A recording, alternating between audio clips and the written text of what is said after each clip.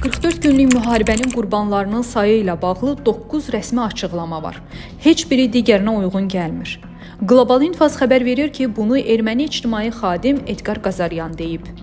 Ermənistan parlamentinin spikeri Alen Simonyan bu yaxınlarda 44 günlük müharibənin qurbanlarının sayının 3833 nəfər olduğunu açıqladı.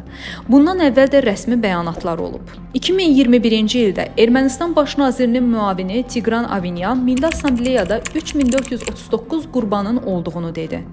14 aprel 2021-ci ildə Ermənistan baş naziri Nikol Paşinyan Milli Assambleyada təxminən 3621 qurban olduğunu dedi.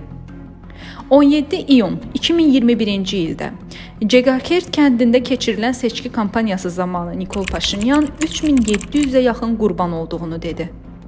2021-ci il avqustun 24-də Ermənistan baş naziri Nikol Paşinyan parlamentdə 3773 qurban saydı. 2021-ci il avqustun 26-sında Paşinyan rəqəmi 3777-yə qaldırdı. 2022-ci il yanvarın 19-da baş nazir 3809 dedi.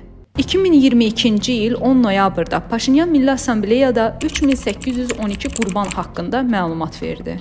2025-ci il noyabrın 27-sində Alen Simonyan müharibə nəticəsində 3833 nəfərin öldüyünü açıqladı. Bundan əvvəl Ermənistan Milli Assambleyasında Müdafiə və Təhlükəsizlik Daimi Komitəsinin sədri, eyni zamanda 44 günlük müharibənin vəziyyətini araşdıran Nəzarət Komitəsinin sədri Andranik Köçəryan 3957-dən çox qurbanların sayını açıqlamışdı. Qazaryan bildirib ki, bugünə kimi 44 günlük müharibə qurbanlarının tam adları da açıqlanmayıb. Statın sonu. Əziz izləyicilər, xəbərlərdən məlumat almaq üçün kanalımıza abunə ola bilərsiniz.